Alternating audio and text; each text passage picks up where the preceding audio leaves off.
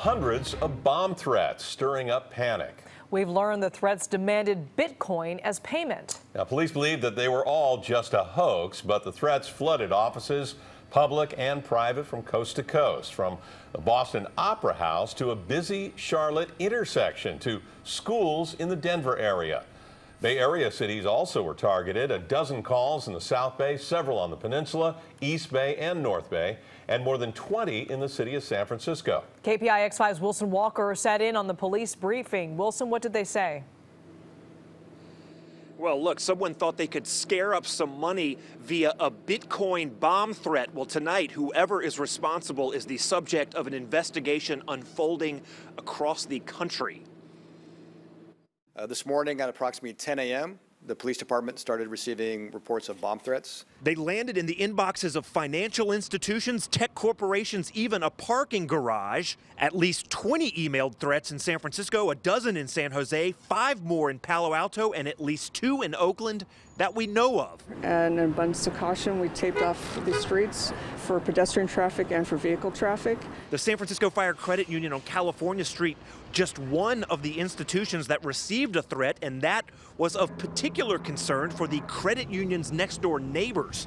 And we were told that there was a bomb scare. The whole JCC was evacuated. Yes, the Jewish Community Center self-evacuated so quickly that some had to jump out of the swimming pool. Those folks spent the better part of 2 hours waiting nearby in bathrobes. This, a facility that very much has a game plan for events like this. Good job, buddy. Because it's a Jewish organization, we have had to put a lot of thought into security.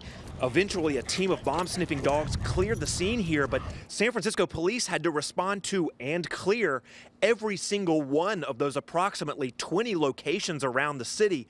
Now the task of figuring out who caused all of this trouble. No, we're not going into any specifics about the emails. That's to protect the investigation. The San Francisco Police Department's Special Investigations Division is charged with investigating bomb threats, and they will be taking over these cases.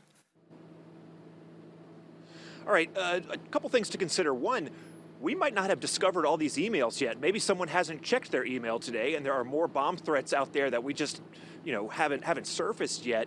And two, the other point that they will obviously be looking at here, police, is whether or not this is connected to everything else that we have seen across the country today. Ken? Yeah, so weird. So let's play investigator for just a second, you and I, Wilson, and we find out, is there any thread that links all of these locations? Is there any commonality at all? Some are high profile, but some appear to be completely random. What do you think? Yeah, the parking garage, if you can make any sense of that. It was a biotech firm and some other technology groups, the credit union. Oddly enough, that the Jewish Community Center was just right across the street there. Everyone was focusing on that, and yet it was the credit union. This was asked of the police today, do you see any thread in all of these locations? Their answer was a straightforward no. Our layman investigation that you're talking about feels like sort of just a buckshot to whoever might respond to those emails, but obviously the response has been more of this, this mobilization by first responders all over the country. Yeah. I think has been really the story here. Yeah. But as for making any sense of all of these targets out, that feels kind of difficult right now. Maybe no threat at all. Maybe it's a RoboCop, not a robo call, not even a person. We'll find out for sure.